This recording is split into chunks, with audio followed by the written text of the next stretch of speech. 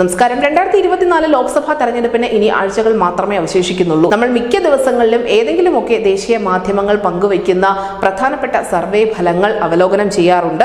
ഇത്തവണയും പ്രധാനമന്ത്രി നരേന്ദ്രമോദി തന്നെ പ്രധാനമന്ത്രി പദത്തിലെത്തും, മൂന്നാമതും മോദിക്ക് ഊഴം ലഭിക്കുമെന്ന തരത്തിലുള്ള നിരവധി സർവേകൾ പുറത്തു വന്നിരുന്നു.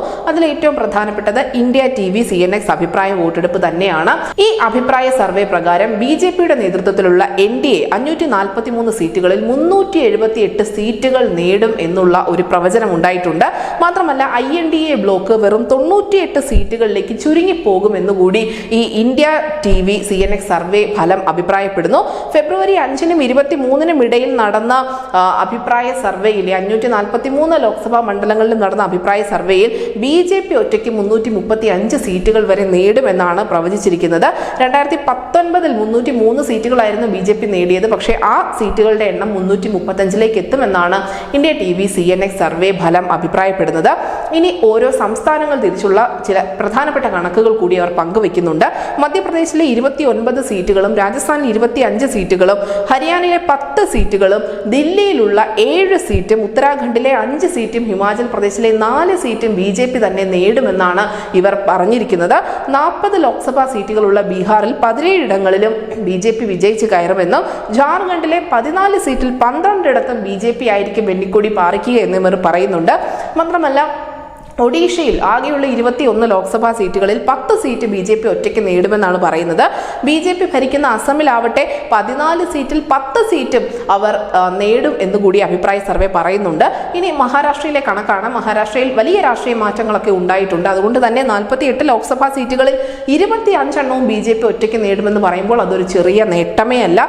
ബംഗാളിലാവട്ടെ 42 സീറ്റുകളിൽ 20 സീറ്റുകളിൽ BJP വിജയിക്കുമെന്നാണ് പറയുന്നത്. ബംഗാളിൽ ഇതിനു മുൻപും പല സർവേ ഫലങ്ങളും സൂചിപ്പിച്ചതാണ് അവിടെ ഒരു നെക്ക് ടു നെക്ക് ഫൈറ്റ് തന്നെ ഉണ്ടാവും, വളരെ കരുത്തുറ്റ ഒരു പോരാട്ടം തന്നെ തൃണമൂൽ കോൺഗ്രസും BJPയും തമ്മിൽ ഉണ്ടാവുമെന്ന് അത് ശരിവെക്കുന്നതാണ് ഇപ്പോൾ പുറത്തു വന്നിരിക്കുന്ന ഈ അഭിപ്രായ സർവേ കൂടി.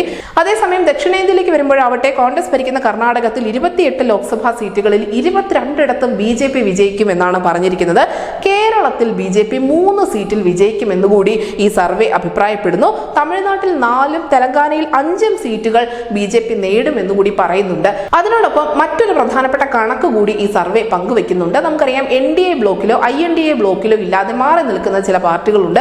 അതിൽ പ്രധാനപ്പെട്ടത് ആന്ധ്രാപ്രദേശിലെ YSR കോൺഗ്രസ് തന്നെയാണ്.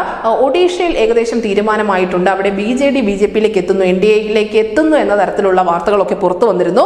നിലവിൽ എന്തായാലും ഇവരെല്ലാവരും ചേർത്ത്, അതായത് ഈ ജഗൻമോഹൻ റെഡ്ഡിയുടെ YSR CPയും ചന്ദ്രബാബു നായിഡുവിന്റെ TDPയും നവീൻ പട്നായിക്കിന്റെ BJDയും സ്വതന്ത്രരുമൊക്കെ ചേർന്ന് 67 സീറ്റുകൾ ലോക്സഭാ സീറ്റുകൾ നേടും എന്നാണ് സർവേ പറയുന്നത്. അങ്ങനെ ഈ നിഷ്പക്ഷരായി നിൽക്കുന്ന ആളുകൾക്കും വലിയൊരു മുന്നേറ്റം ലോക്സഭാ തെരഞ്ഞെടുപ്പിൽ ഉണ്ടാക്കാൻ സാധിക്കുമെന്ന് തന്നെ പറയുന്നു. ദക്ഷിണേന്ത്യയിൽ കർണാടകത്തിലെ റിസൾട്ട് ഒരുപക്ഷെ INDA എന്ന ബ്ലോക്കിനെ തന്നെ അമ്പരപ്പിക്കുന്നതാണ്. കാരണം അവിടെ കോൺഗ്രസ് ആണ് ഭരിക്കുന്നതെങ്കിൽ പോലും ലോക്സഭാ തെരഞ്ഞെടുപ്പിൽ BJP കൃത്യമായ ഇടം കണ്ടെത്തും എന്ന് പ്രവചിക്കുന്നുണ്ട്. നിലവിൽ എന്തായാലും ഹിന്ദി ഹൃദയ ഭൂമിയിൽ BJP അവരുടെ മേധാവിത്വം ഉറപ്പിക്കുന്നുണ്ട്. അതിനോടൊപ്പം നിഷ്പക്ഷർ എന്ന് പറയുന്ന അല്ലെങ്കിൽ ഈ രണ്ട് പക്ഷത്തോടും ചേരാതെ നിൽക്കുന്ന പാർട്ടികൾക്കും വലിയ നേട്ടം ഉണ്ടാക്കാൻ സാധിക്കുമെന്ന് പറയുന്നു. തീർച്ചയായും ഇത് NDAക്ക് തന്നെയായിരിക്കും ഗുണം ചെയ്യുക. നമുക്കറിയാം BJDയും YSR CPയും ഉൾപ്പെടെയുള്ള പാർട്ടികൾ എല്ലാ കാലത്തും ലോക്സഭയിൽ NDAക്കൊപ്പം നിൽക്കുന്ന ഒരു കാഴ്ചയാണ് കാണാറുള്ളത്.